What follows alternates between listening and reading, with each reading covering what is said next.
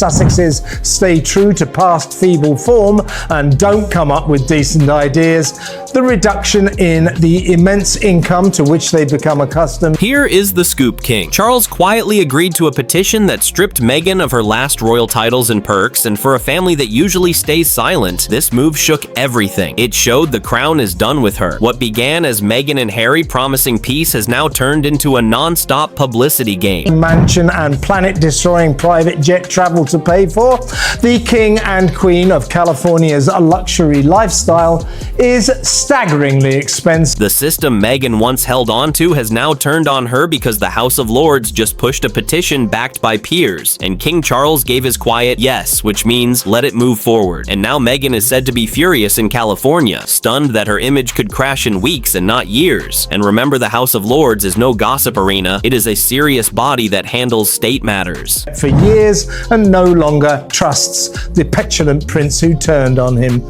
so much for the Sussexes family Christmas. Also part of the Duke. The House of Lords handles big national matters, so for them to act and the king to stay quiet means Meghan is now seen as a national issue, not just royal drama. This is not gossip, it is official, and the message is clear. She crossed the line, and many feel this was long overdue after she left her duties and moved to America. This here is the promotional video for the second series of With Love, Meghan, You Have Been Warned. So comforting. Very comforting. Often what I want to make or things I want to share. This looks fantastic. Meghan using her royal title to earn millions was always seen as wrong, but the palace stayed calm and gave her and Harry freedom. Instead of a quiet life, they built a brand selling pain and royal secrets from Netflix to Oprah. Every move showed the same clash, rejecting the crown while cashing in on it. And now that clash is too much for those guarding the monarchy, with even the numbers exposing the truth. That actually is giving me goosebumps. That is so lovely. Do you know who doesn't like lobster? Who? My husband. And you'll marry him? Anyway. Yeah, I don't like lobster either, as I said in my monologue. Polls show over 80% of British people want Meghan's titles removed, and that kind of unity is rare, especially about the royals across sides. People agree she does not reflect crown values, and when the public unites Parliament listens, this move is bold, but it shows patience with her is gone. Trailer.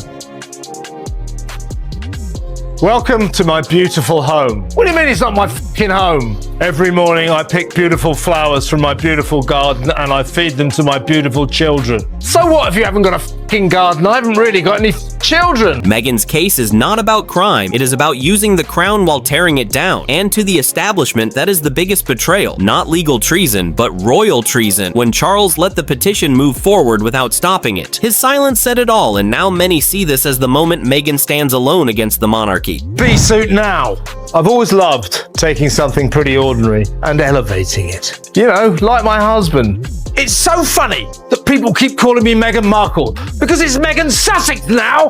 It's Meghan in Sussex. Meghan in Sussex. Meghan. Many believe Charles acted to protect the crown's future for William and Catherine, who now must restore public trust. Meghan and Harry, once called the future, are now seen as a mistake, and the petition came right as Meghan dropped season 2 of her Netflix cooking show, using the Duchess title again, which insiders say was the final straw.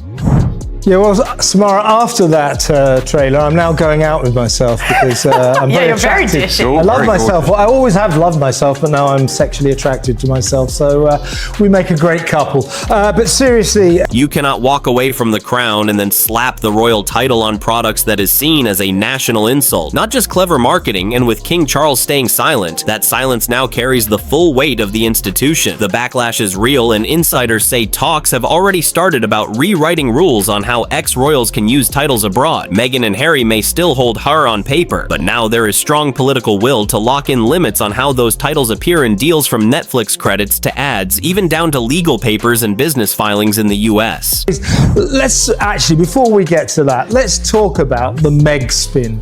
You know, depressingly, so many newspapers fell for it, hook, line and sinker. She obviously put this statement out, oh yeah, we've extended our deal, it's fantastic, it's fantastic. The mission from the British establishment is very clear. They want to put an end to the monarchy being turned into a money-making machine. But Meghan, as always, is refusing to back down, and word is spreading that she and her legal team are already plotting a fight. They are said to be looking at ways to challenge the Lord's petition by calling it biased and even defamatory. But experts say this is nothing more than a weak threat, because this is not some gossip magazine printing rumors. This is the House of Lords, a powerful body with full constitutional authority and decades of legal precedent. Once Parliament takes action and the King gives quiet approval, the process cannot be stopped by PR campaigns, interviews, or fancy lawyers. What makes it even harder for Meghan is that she seems to have underestimated her position, because across the pond her influence is not nearly as strong as it is in Hollywood and in Britain. The Crown always has the final word.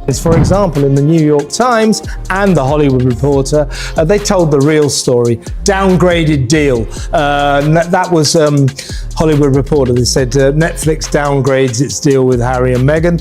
The New York Times says Netflix loosens its ties with Harry and Meghan. Harry has kept a calm face in public, but those close to the palace say behind the scenes he is furious, restless, and deeply hurt. He believes this petition is nothing less than a stab in the back from his own father. But from the royal family's perspective, the betrayal was sealed years ago when he and Meghan decided to step away from duty and then turn their exit into a full-scale media empire built on royal secrets and grievances. The monarchy might take its time to respond, but when it finally does, it moves with the weight of centuries behind it and with every decision the Crown makes. The goal is not just about the present, but about shaping the future for generations to come. Now, as the House of Lords gets ready to debate the petition, the pressure is mounting, and though the outcome is still uncertain, the message has already been delivered loud and clear. The Crown has taken its position, and Harry is left caught in the middle, torn between the woman he chose and the family that no longer seems willing to protect him. What this is,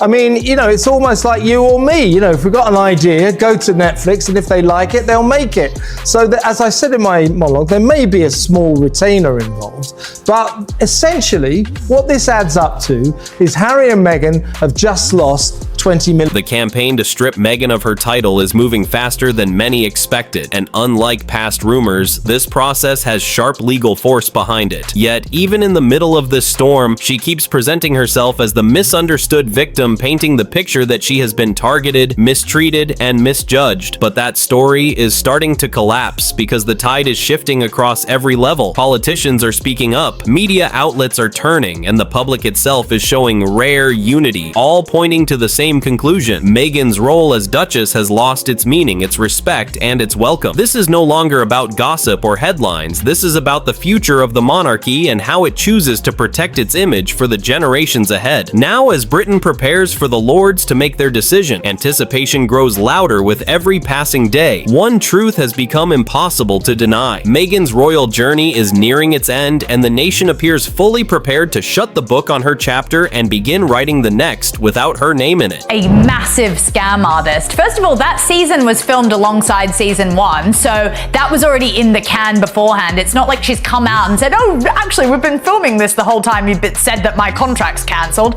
Not true. And second of all, the sway. For the first time in modern royal history, highly respected historians and senior figures tied deeply to tradition are sounding alarms that Meghan Markle has created a constitutional dilemma unlike anything seen before. This situation is no longer about one woman's personal struggles or choices. It has grown into a far larger problem centered on the blatant use of royal titles as a brand for money-making and the dangerous precedent that sets for the Crown's survival if it is not stopped. What makes this moment even more serious is the kind of people now backing the petition, names like Lord Ashbourne, Viscount Ridley, and Dame Mildred Arkwright, who each bring with them not just academic expertise but decades of generational insight into how the monarchy is meant to function. Their voices carry weight that cannot be brushed aside, and together they argue in unison that Meghan's connection to the House of Sussex might still be technically intact on official papers, but morally it has collapsed beyond repair. In their view, it is an empty shell, a title being drained of its dignity and meaning, and if the monarchy allows that to continue, it risks weakening the very foundation on which it stands for generations to come. All people who have Netflix shows already on the platform